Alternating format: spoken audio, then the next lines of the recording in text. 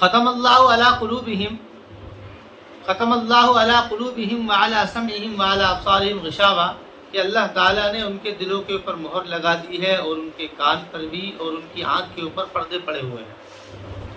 انسان کو جب انسان کسی بات کو اخذ کرتا ہے یا کسی بات کو لیتا ہے تو اس کے یہ تین ہی ذرائع ہوتے ہیں۔ پہلا ذریعہ کیا ہوتا ہے کہ پہلا ذریعہ ہوتا ہے انسان کا اس کی آنکھ اور پھر ہوتا ہے اس کا کان۔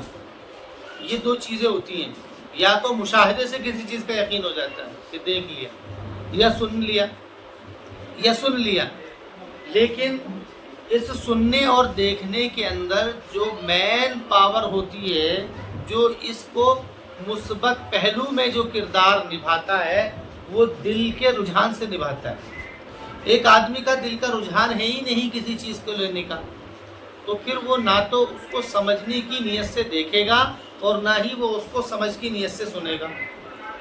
جب اس کی اپنی توجہ کہاں سے ہوتی ہے؟ توجہ دل سے ہوتی ہے۔ دل کیا ہے؟ دل انسان کے پورے بدن کا جو اعضاء ہے ان پورے بدن کے اعضاء کو کمانڈ دیتا ہے۔ مثلا انسان کے ایک تو دماغ ہے، ایک دل ہے۔ دماغ کیا ہے؟ دماغ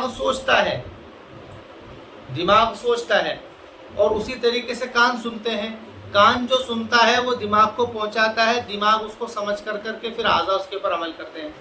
لیکن کان کو چلانے کی اور ذہن کو چلانے کی، ان سب کو جو چلانے کی جو پاور ہے وہ دل کے اندر ہے۔ یعنی انسان کی جو شخصیت ہے وہ کہاں رہتی ہے؟ وہ دل کے اندر رہتی ہے۔ انسان کی جو شخصیت ہے وہ دل کے اندر رہتی ہے، یعنی اور اس کی حیوانیت بھی دل کے اندر رہتی ہے۔ دل ایک ایسی چیز ہے جس میں آتا ہے کہ انسان کے بدن کے اندر ایک لوتھڑا ہے گوشت کا، اذا فسدت جسد کلہ، کہ جب وہ خراب ہو جاتا ہے تو پورا بدن خراب ہو جاتا ہے۔ وَإِذَا صَلُحَتْ، اور جب وہ صحیح ہو جاتا ہے تو سارا بدن صحیح ہو جاتا ہے۔ اس کا مطلب یہ ہے کہ انسان کا جو دل ہے وہ دل کے اندر ایک پاور ہے، ایک صلاحیت ہے، اس کے اندر ایک شخصیت ہے۔ انسان کی شخصیت اس کے اندر ہے، وہ حیوانی شخصیت ہو سکتی ہے اور روحانی شخصیت ہو سکتی ہے۔ روحانی شخصیت ہے تو اس کا دماغ جو ہے وہ اچھی باتوں کو سوچے گا، اعضاء پھر اسی پر چلیں گے۔ اور اگر اس کی شخصیت کیا ہے؟ حیوانی ہے، تو پھر وہ اسی چیز کو لے گا۔ اس لیے کہ ایمان جو ہوتا ہے نا، ایمان دل کے اندر آ کر کے بیٹھتا ہے اور کفر بھی یہیں رہتا ہے۔ یہ ایسا سمجھو، اس کو ایسا سمجھو جیسے کہ ہارڈ ڈسک، کمپیوٹر کے اندر ہارڈ ڈسک سیٹ کر دی، تو ہارڈ ڈسک کے اندر جو ہے اسی کو جو کمپیوٹر کا سی پی یو سوچے گا، اسی کو وہ پیش کرے گا، پھر جو اس کے کی بورڈ وغیرہ ماؤس ہے وہ اسی کے اوپر چلیں گے۔ اگر کسی کی ہارڈ ڈسک جو ہے اس کو نکال کر کے پھینک دیا جائے تو نہ تو سی پی یو کام کرے گا کیونکہ اس کے اندر کوئی ڈیٹا ہی نہیں ہے۔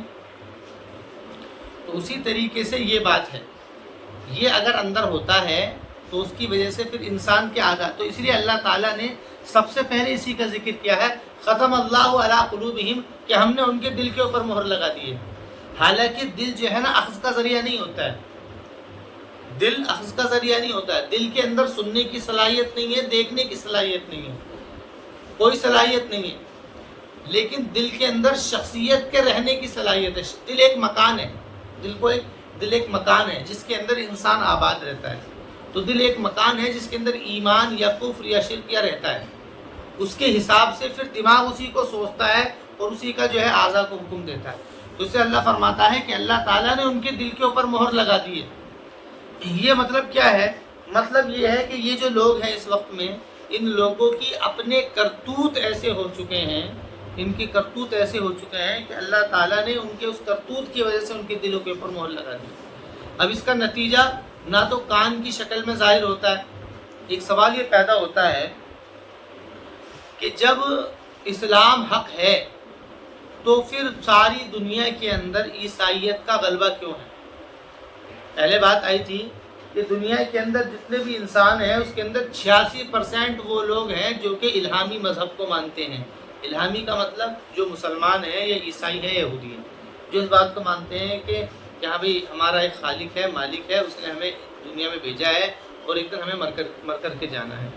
66% کے علاوہ جو باقی رہتے ہیں، 66 کے علاوہ باقی جو لوگ رہتے ہیں، تو وہ لوگ جتنے بھی ہیں وہ سارے کے سارے لوگ پھر اس میں کچھ تو ملحد ہیں اور کچھ پھر دوسرے لوگ ہیں. لیکن اس 66% کے اندر بھی عیسائیوں کا غلبہ زیادہ ہے. عیسائی 66 ہے اس کے اندر. پھر تو اب سوال یہ ہے کہ جو عیسائی کا اتنا بڑا غلبہ ہے کہ اگر اسلام حق ہے تو حق ہونے کے بعد میں پھر یہ لوگوں کے ذہن کو مروب کیوں نہیں کر رہا ہے؟ تو اس کا یہ جواب ہے قرآن کی آیت. اس کا یہ جواب ہے قرآن کریم کی آیت کہ اصل مسئلہ کسی چیز کے حق یا کسی چیز کے باطل ہونے پر ماننا نہ ماننا نہیں ہوتا ہے. اصل ہوتا ہے اس حق کو سمجھ لینا یا اس باطل کو نہ سمجھ یا اس باطل کو سمجھ لینا. جو دل حق کو حق سمجھ لیتا ہے اس کی کان اور آنکھ نام تو کام کرتے ہیں، اور جس کا دل نہیں سمجھتا ہے اس کی پھر کوئی کام نہیں کرتا ہے. میجورٹی سے کوئی اس کے اوپر فرق نہیں پڑتا ہے. تو اصل ہے سمجھنا.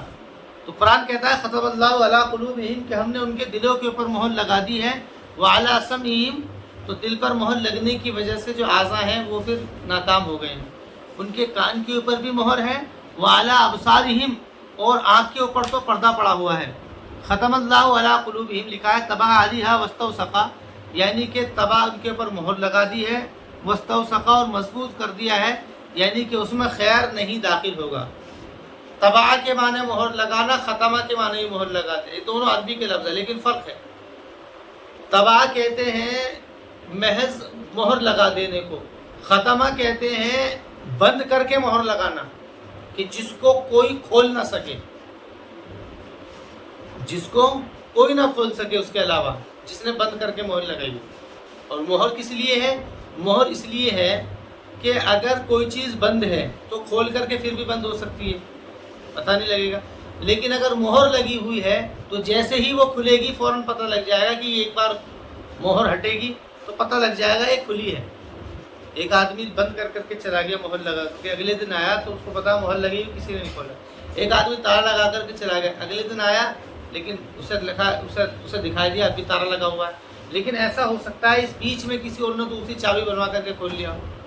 لیکن اگر مہر لگی ہوئی ہوگی تو مہر لگنے کے بعد میں، اچھا مہر کا مسئلہ کیا ہوتا ہے؟ مہر وہ ہوتی ہے جو اسی کے پاس میں ہوتی ہے اور اس کے دوسرے کے پاس میں نہیں ہوتی.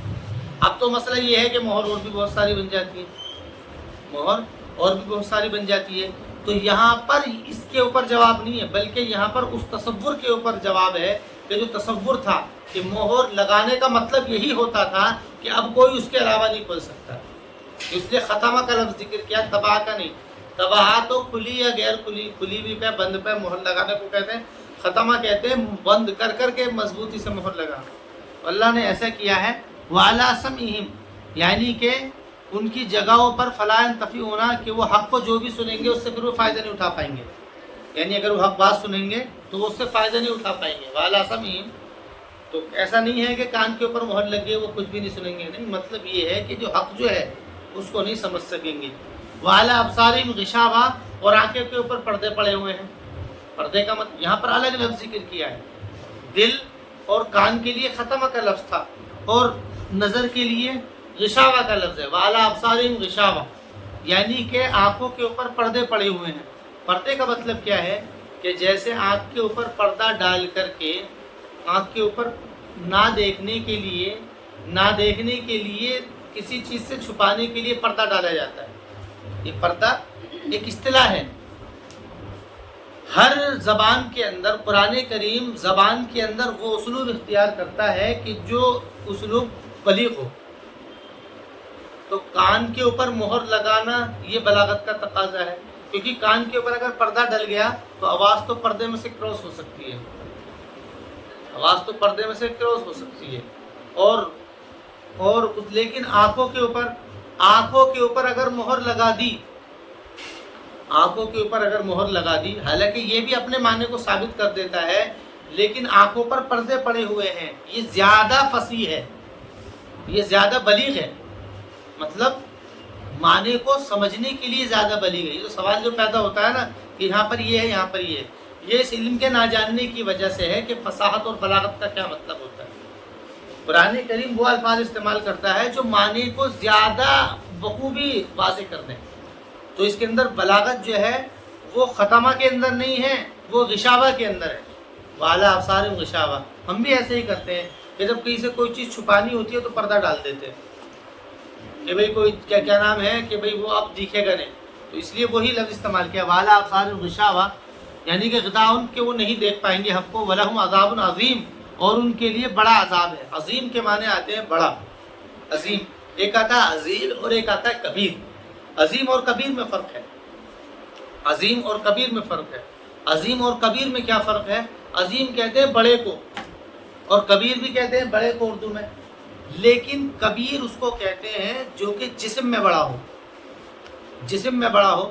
جسم میں بڑے ہونے کا مطلب کیا ہے کہ جو 60 ہاتھ لمبا ہو اور چوڑا ہو، یعنی کافی بڑا ہو. اور عظیم اس کو کہتے ہیں جو کہ شان اور مقام اور مرتبے بڑا ہو. اگر وہ عذاب ہے تو تکلیف میں بڑا ہو، اور اگر وہ جزا ہے، ثواب ہے، تو فائدہ دینے میں بڑا ہو. تو عظمت کا مطلب یہ ہے. ایک ہے کبیر، اس کے معنی آتے ہیں بڑا ہونا.